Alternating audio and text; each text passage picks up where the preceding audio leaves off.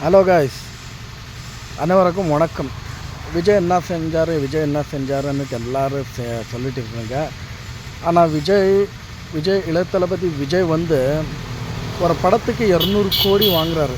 250 கோடி வாங்குறாரு. அதெல்லாம் விட்டு மக்கள் சேவைக்காக வராறவங்க.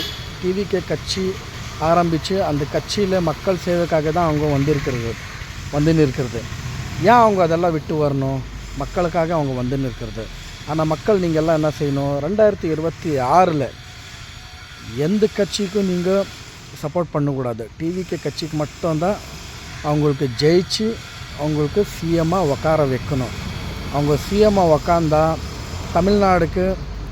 தமிழ்நாடு இளைஞருக்கு எல்லாம் நல்லது பண்ணுவார். எல்லாருக்கும் தெரியும், அது தமிழ்நாடு மக்களுக்கே தெரியும் விஜய் செய்கிறாருன்னுட்டு. அதனால தான் விஜய்க்கு யார் சப்போர்ட் பண்ணுறீங்க, இளையதளபதி விஜய்க்கு யார் சப்போர்ட் பண்ணுறீங்க, டிவிகே கட்சிக்கு யார் சப்போர்ட் பண்ணுறீங்க, இந்த சேனலுக்கு சப்ஸ்கிரைப் பண்ணுங்கள், சேனலுக்கு லைக் பண்ணுங்கள், ஷேர் பண்ணுங்கள். நன்றி.